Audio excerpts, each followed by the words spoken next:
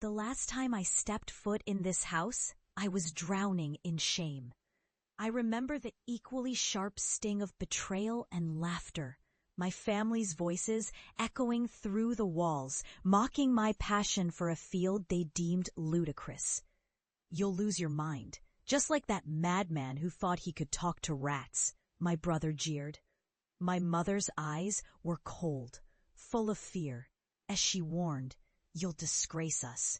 You'll end up alone in a gutter, talking to vermin." I slipped out that day, leaving behind their scorn like a heavy coat I no longer wished to wear.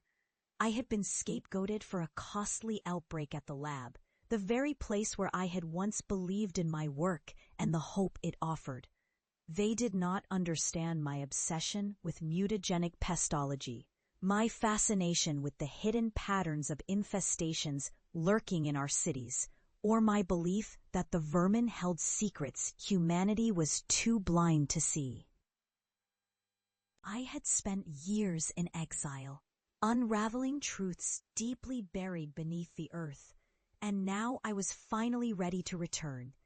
As I approached my childhood home, the air was thick with an unsettling silence, the kind that wraps around you like a suffocating shroud.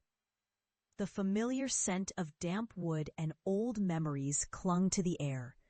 I had returned not as a disgrace, but as a warning, a vessel for knowledge too dark for the light of day. My family's laughter had long been replaced by an echo of dread, a distance that now felt insurmountable. I knocked. Silence. I knocked again, this time harder, and soon the door creaked open. My mother stood there, her once vibrant expression drained of color. "You shouldn't have come back." Her voice trembled, yet it was laced with disbelief. My brother stepped from behind her, expression wary, as if I were a ghost returned to haunt them. "I found something," I said, feeling the weight of the knowledge I carried. "Something you should see." Their eyes widened, filled with the same skepticism that had chased me away. "What could you possibly—" my brother started, but I cut him off. "Please just listen." I stepped inside, the familiar surroundings now tainted with an unsettling energy. I pulled out my laptop, revealing images of my findings.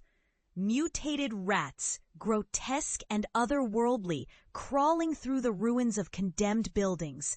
Hive minds working in unison, their movements orchestrated by a force beyond comprehension.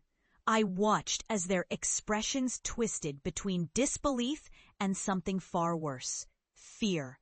"Do you see?" I pressed, my voice rising.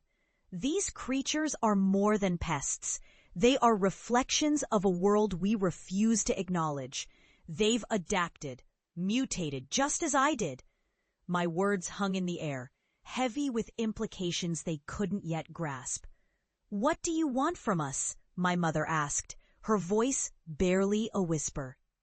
Then, from the shadows beneath the stairs, a soft chittering sound began to grow louder, echoing throughout the once warm confines of our home.